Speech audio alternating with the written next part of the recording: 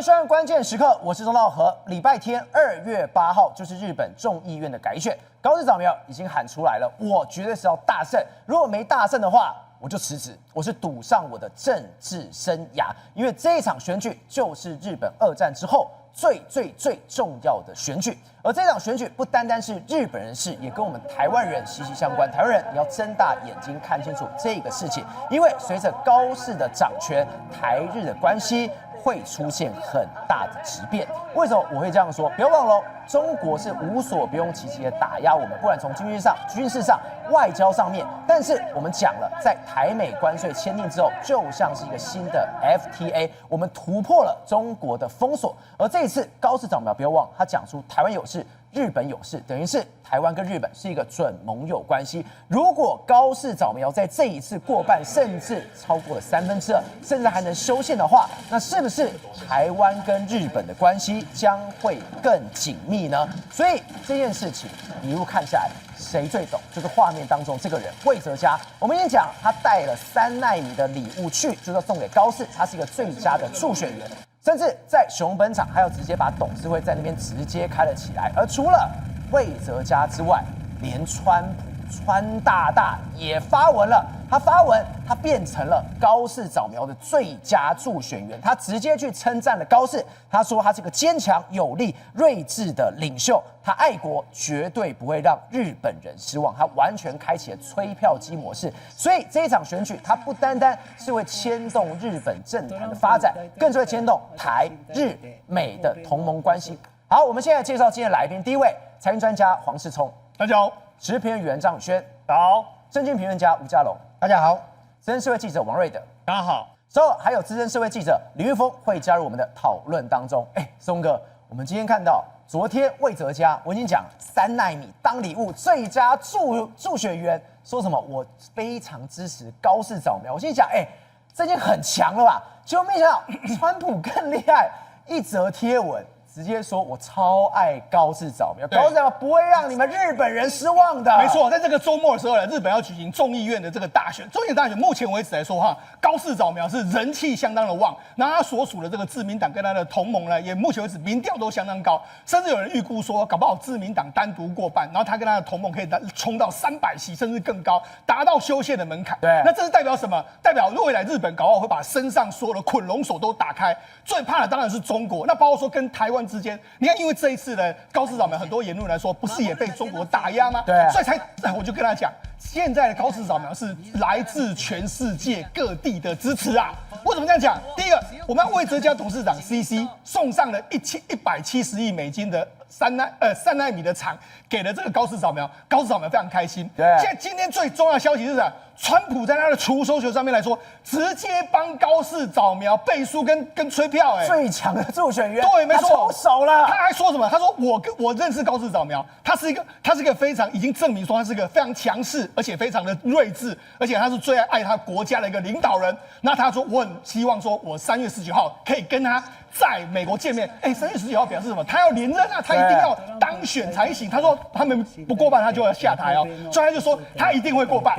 好，他最后一段甚至来开启他的这个催票模式，就我们框起来这一段红字。他说什么呢？他是一个非常有强势的人，而且他跟他的执政联盟都受到非常大的这个关心。他说：“我身为美国总统，我非常推荐高市早苗，非常推荐。对，我力挺他的。对，没错。好，那你看啊，有我们台湾的魏哲家，还有这个美国的川普挺他。事实上还有一个人，我怀疑他也是在挺他，那个谁？”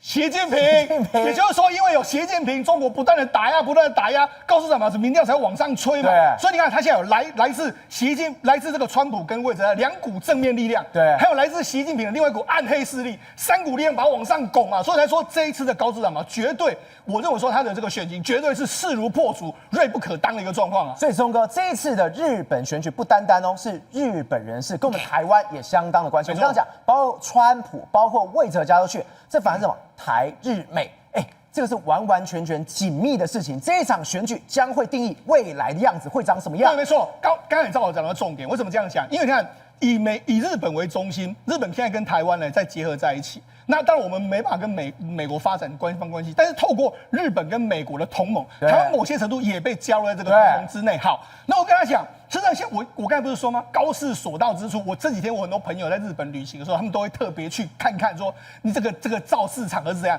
他甚至还有些人来说，他们造势场合都跟台湾完全不一样，他们没有动员来，他们都自己来，对啊，你看他这种，这是很多人拍的。你看这个一个妈妈，她跟她女儿来，母女党都来了，因为他就说，女儿，我觉得她对这个政治没兴趣啊，就不要她自己想来，那他就跟着她来。对，但是你看到很多年轻人还还自己制造这种所谓的应援版啊，这个不是只有偶像，对，会有明星，是应援版都直接拿出来了。而且这次比较特别是什么？很多年轻人都加入了这个支持他的这个状况。你可以看他所到之处，你看高市长嘛上面演讲，你看下面的人哇，手机一整排在那边拍他。那另外包括说，你看他在这个很多车站，包括在京都、在鹿儿岛，包括在佐贺县一大堆，你看日以继夜不断的这个助选啊，这很夸张。这个你看这个地方满的一圈。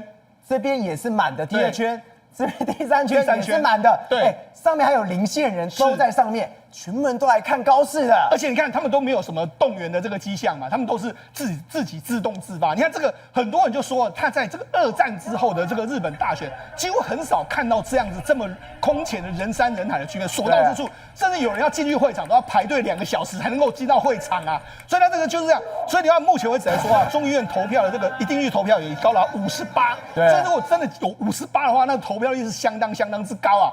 所以我就讲，这次高市吹出了非常多过去的可能都没有出来选举过的一些人。我觉得很惊奇的是什么？日本的偶像很少会去碰政治，是他们竟然拿出自己的这个投票的东西。所以他们要支持，他们要出来投票，对，没错，太难得了。他们因为日本有所谓的提前投票制度，那他们就已经拿到这个我已经投完票的这个章，就这样子哈。所以呢，事实上我就讲，这个对高市来说绝对是大加分。为什么？你看高市民调目前为止60%，对不对？60%里面来说，他在30岁以下的这个族群来说，支持率高达90%。90%，对，所以也就是说，只要这些人出来的话，他绝对90%，10个里面有9个一定会投给这个高市。对，而且你看到他们是这么多，他们是一个 team， 对不对？对，他后面有这么多人，对，这些人都会因为他们是都因为偶像的关系，他至少他会去投票，是，而且我的偶像支持谁，他就会支持谁。对啊，所以我才说，所以高市长们要抓偶像，把年轻人全部都抓起来。对，所以我才说他的魅力真的是，我觉得他也是一个所谓非典型的这个日本的这个政治人物了哈。好，那除了这个之外来说，你看，我知道这一次，因为他这个所谓的这个高市扫描，他有很多影片让我们看的说，真的也非常感动。譬如说，你看最近也在这个媒体上面来说话热播的一个影片，他跑到演讲的时候，因为有人不是救护车要开进来，那因为救护车开进来的时候就不能够用演讲的这个麦克风讲，他还自己用这个，你看用自己的声音，努力的把自己声音很大声的流露出去，这样一个状况。那你要这当大家觉得什么？大家觉得说他很有勇气、很有气魄之外，照你看这个重点是他后面的那个随扈，对，他后面那个随扈呢，人家就说在他这个高市长嘛，在卖力大喊的时候，这个随扈在后面他红了眼眶。因为他从来没有看过一个政治人物在麦已经都没有了，是，而且他声音很早就哑，他每天从早到晚每天都在跑，是，他还是喊出来，对，所以你看连随扈都被感动的一个状况。好，所以我就讲，实际上现在大家全部都在吹票。好，那我就说高市的厉害什么地方？你看他之前曾经 po 一个他这个30秒，然后讲日本政见的，他认为说日本列岛要让他强盛再丰盈起来的一个短片，就是现在我们看到这个短片。照那这个短片9天到10天左右的时间，他居然已经播了超过1亿次，真的假的？我相信的，我跟他讲，就连川普，我觉得都也有点难哦。对，真的，我说真的，那我们国内的政治人物来说啊，几百万就已经很偷笑了。他播到1亿次哦，这个根本就是一个大 YouTube 超大 YouTuber 的10天内1亿，对，超级大的 YouTuber。对，那现在大家已经来到了1.2亿到1.3亿左右了，几乎如果1.2亿到1.3亿什么概念呢？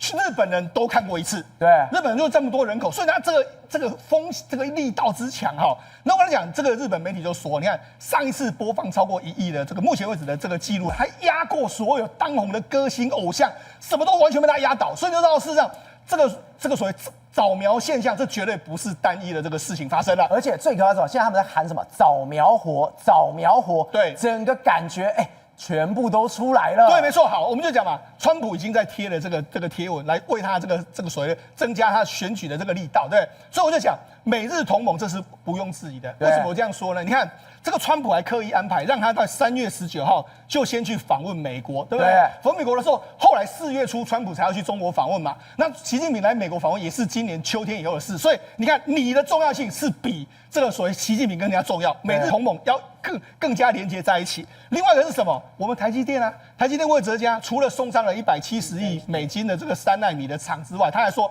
I'm a strong fan of Takashi Sana， 对，我是高市早苗的最重要的粉丝啊，还这样讲，对不对？那甚至你看，为了要做更多，他们这一次的董事会，台积电董事会还特别移师到日本去开。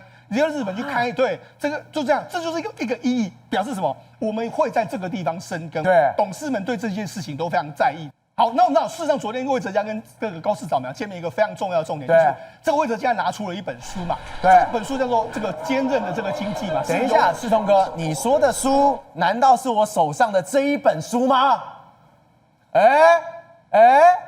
你也学高市早苗？对，我也吓到。你为什么？我们制作团队花了多少力量？终于搞到这一本了，你怎么弄得到？这一本可厉害了，对啊，完全就是高市早苗对于日本政坛、日本的规划白皮书对，没错，我就相信说，为什么高市早苗会这样，很惊讶，因为没有你居然拿出这本书来，对，你就知道说台积电为了跟高市早苗见面是花了多少精神。然后当然魏哲家就说啊，那主要是因为你在这里面有写到台积电，所以我来看这本书哈。不过我们仔细来看这本书，刚才我们制作单位把它看了，而且已经有把它几乎完整的这个读了一遍。对，读了一遍是说什么？它里面有非常多重点的，我觉得一定要跟大家讲。实际上，我们从这本书来说，因为是高市早苗写的，你看他的书皮上面写“众议员高市早苗”这几个字，对，真的是他自己写的哈。他自己写的书里面来说，他当然会写出他很多真实的这个想法。好，什么真实的想法呢？我们跟他讲，这里面来说他有讲到几个故事，讲到几个故事，你看哦，威胁的这个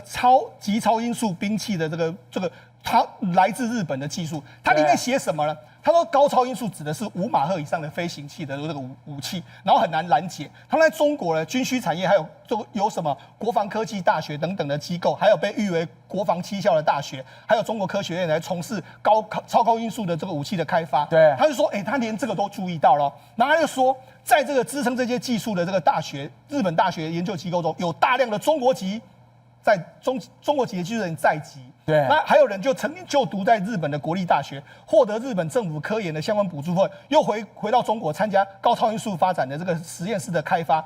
简单来说，他的意思是说，你都老掏了，你就窃取我的技术。所以他有一章是完完全全讲中国的威胁到底是怎么样，中国到底是怎么样去窃取日本的技术还有机密在。对，没错。那我们就讲，我们盘点一下嘛。你看北京理工大学，然后还有这个国防科技大学的这个副教授，他们专业是火箭发动燃烧哈。那这个人呢，原本在这个中国念完书之后，他作为助教，在日本国立大学任职。你看，偷技术。好，另外一个还有哈尔滨工大，就国防七校之一的教授，他是陶瓷材料，然后他到日本的这个国立的开发研究机构担任这个研究之后回国来说话，你看他现在在中国国防科技创新集团里面工作，他会把这个耐热这个火箭上面需要用到。对，另外还有西北工业大学也是国防七校的教授，专长是航空发动机的这个高温的这个冷却技术。这个人在日本的国立大学担任这个研究员，而且还在中国隶属国防739计划中跟这个国防基础研究在这个相关计划，而且从事航空发动机的相关研究，你看全部都抓出来了。对，他们就把那些人你可能都在日本学过，所以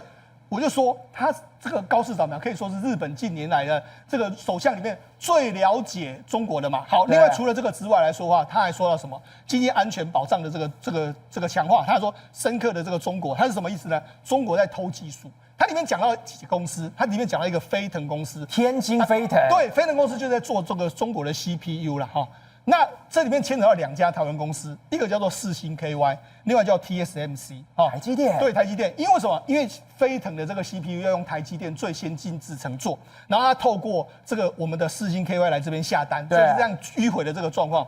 然后他又说什么？他就说所谓的天津飞腾是一家专门制造中国的这个 GPU， 解放军要用的相关的这个 CPU 相关用的这个产品。然后他就怎么样？他就用这样迂回，我就说用迂回的方式嘛，绕道投资世芯 KY， 对。然后他还说说，这个世新 KY 里面除了很多台湾人之外，还有很多日本人，所以日本的技术也透过这样的方式就流到了中国去。所以那中国就是用这样的方法，用迂回的方法，然后在那边挖你的技术。所以你看，他就把他讲的都非常清楚，所以才说，他说利用迂回贸易的方式。这样一个状况，所以你就知道，其实高市早苗对于中国的威胁，他怎么偷技术，或者怎么来这个学习，他都有非常深刻的这个理解。宇轩，我刚刚说的这一段，高市早苗你在书里面写说，我非常喜欢台湾，但是想说这真的假的？来，我给你看到这个人，这个人是台湾的女婿，叫做山口敬，他这次他也要出来选，他之前是前的这个所谓的众议员，结果没有想到他在高市早苗帮他站台完之后。他事后自己拍了一段画面，这段画面他说了什么？他说为什么高市早苗他要过来听我？因为他知道一件事情，他的太太是台湾人，而他是台湾女婿。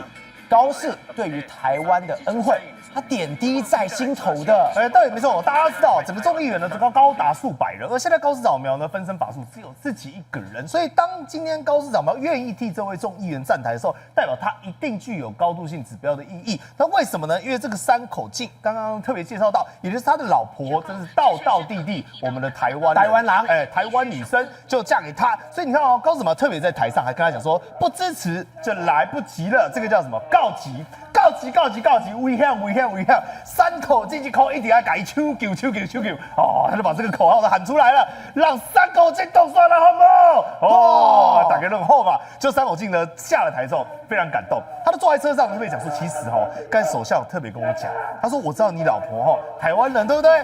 台湾人太棒了！311大地震那个时候给日本这么多的帮助，这么多的援助，把大家呢当作自己人，所以我日本未来我当首相，我也一定要守护台湾，也一定要守护山口敬。那你知道为什么呢？高市这么细腻吗？因为他跟一般人不一样。你不要看他现在好像是日本首相威风，对不对？当年他也是出生在我们讲平民的家庭，这你知道吗？他的爸爸是做汽车零组件的工人啊，所以你想想，工人家庭，对，而且汽车零组件日本最重视的是什么？汽车工业。对，所以他是最了解日本千万百姓的这种家庭的状况。那他妈妈是在警察局里面当行政人员，所以当时他的环境他是半工半读，自己打零工状况下才考上神户大学。他没有，我很佩服。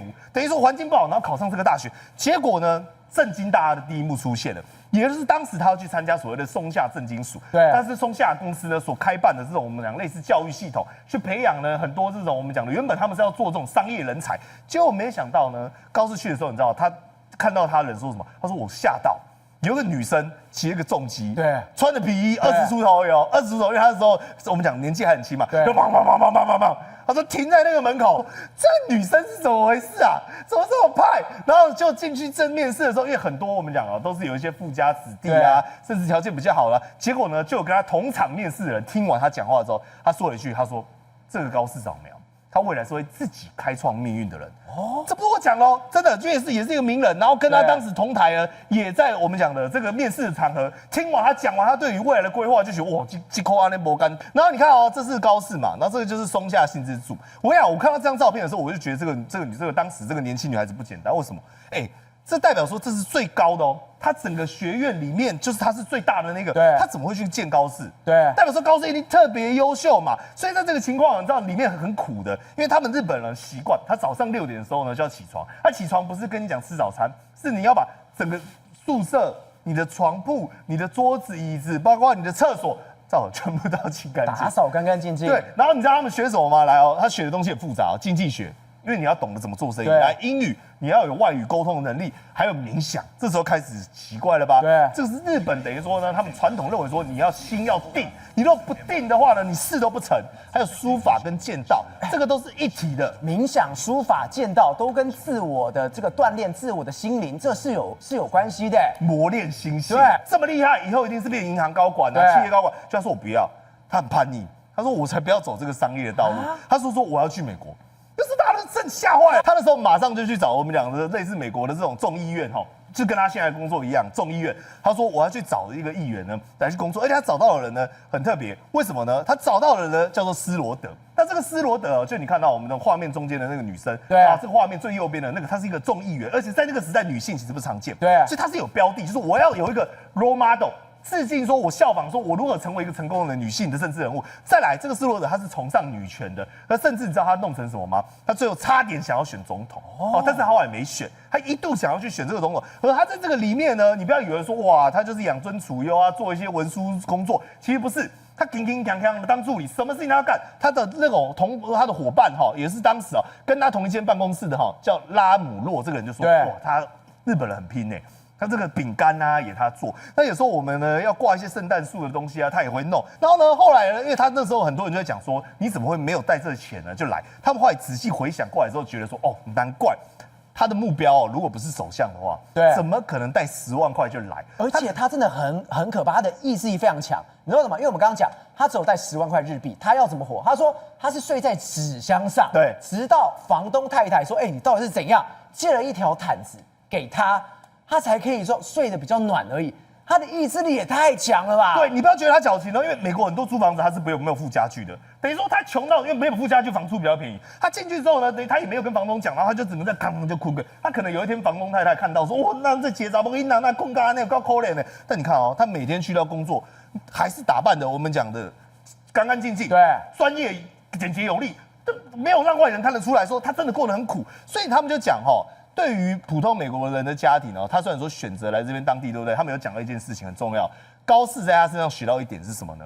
坚持不懈。也就是说，不管这个路途有多困难，你下定决心的目标，永远不要放弃。就算你睡纸箱，就算你很赶扣，你也要拼下去。江宏哥，我们刚刚特别谈到，如果今天高市扫描，你看到高人气起来，包括台积电的魏哲家，包括川普都已经去挺他，而且不要忘记高市扫描还讲说台湾有事论。结果现在什么最紧张的是谁？是中国。你看中国最近他们在干什么？柯南的这个事情，他们竟然气到一大堆人把柯南的什么卡片什么全部烧掉，烧完之后说我去看柯南。好，为什么现在要赶快把这种爱国主义全部都吹了起来？这代表什么？中国现在到底有多害怕高市的崛起？而高市的崛起之后，到底对未来台湾、日本、美国它的影响到底是什么？你现在看魏哲家的动作，对，相当于这个在加持日本的半导体产业。那么这样的话，把台湾、日本拉近了以后，日本在面对美国的时候，它的谈判分量上升了。对，那台湾把日本拉进来，台湾面对美国的时候，谈判分量也上升了。所以我们说，在川普的关税压力之下，台湾跟日本走得越近，叫做台日融合，对，这会变成一股新的力量。这股新的力量至少在短期内是帮助美国的再工业化，特别是战略物资产业，好像晶片，还有我们知道美国给我们的药品学名药免税、免关税，晶片跟药品是战略物资啊。所以呢，美国现在让台湾来接手这个战略物资其实暗中来讲是很高度评价台湾的制造能力的。对，然后现在台湾去把日本拉过来，把日本扶起来。那么这个3奈米呢是用 AI 相关，对不对？以及将来的军事用途。那所以如果日本将来可以生产3奈米，甚至于更先进的制程，对，那有助于它的军事工业，也包括各种无人机，对不对？各种那个飞机飞弹等等。那这些军事上用的晶片，日本本身可以制造的话，日本的军事能力不就提升吗？对，日本军事能力提升的话，对台湾是好还是坏？当然是好事啊。因为这样子的话，中共如果想对台湾来个军事冒险的话，日本会介入。为什么？因为中共已经知道，他不需要直接打台湾，坦白讲，他要对付的是境外势力的介入，叫做反介入战争。中共知道，他如果不能阻止境外势力介入的话，台湾海峡的制海权、制空权被拿下的话，他任何部队抢滩登陆也没有用，被台湾关门打狗嘛。对，你庞大的部队吃喝拉撒睡，你怎么弄？对不对？所以呢，你就算是特种兵、空降还是什么飞弹还有封锁这些没有用，你一定要有正规部队上来清扫这个抵抗力量。对。那现在问题来了，你要有制海权、制空权。制海权、制空权，台湾自己当然会投入了但是日本、美国介入的话，重点就在这里，切断你的那个后援。对，掌握制海权、制空权，切断你这个后援，这样子的话，你没有办法真的来军事上对台湾有征服的那个效果。所以，魏哲家、台积电在帮日本，其实是什么？叫做高市早苗有事，就是台积电有事这个概念。对呀，你现在不是要高市有事，台积有事，对啊，就是所以台积在帮高市，对也等于在帮日本，对啊，然后呢交换日本跟以后帮台湾，或者替台湾挡子弹，对不对？现在高市讲台湾有事，替台湾挡子弹，他说台湾有事就是日本有事，这个习近平不爽吗？对，跳起来了吗？所以呢，日本等同于在替台湾挡子弹嘛，就是说你有事你来找我，哦，高市长嘛，等同于在讲这一句话嘛。对，我是大哥，台湾是我的罩着，你有事来找我。那台湾现在帮日本去建立3奈米的制造能力的话，这个有助于第一个日本的军事工业，第二个有助于日本的以后自动驾驶，再第三有助于日本的 AI 那个应用，对，然后将来甚至于军事用途。那你这样来看的话，你说日本感不感谢台湾嘛？当然感谢嘛，而且日本有实质的利益嘛，而且这件事情说不定我们大胆猜测得到川普的默许哦。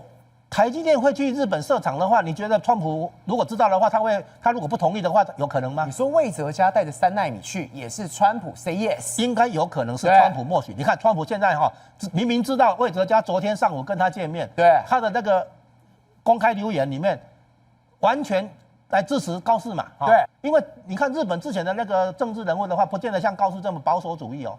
对，现在高市扫描一出来以后，川普其实是高兴到不行天上掉下来的礼物我好不容易有一个保守主义的这个盟国的领袖来跟我一起对抗中国的扩张主义，所以呢，高市早苗绝对乐见日本重新武装，日本呢军事工业复活，然后呢日本的经济活起来，然后呢日本跟台湾有这个共同利益跟共同价值观。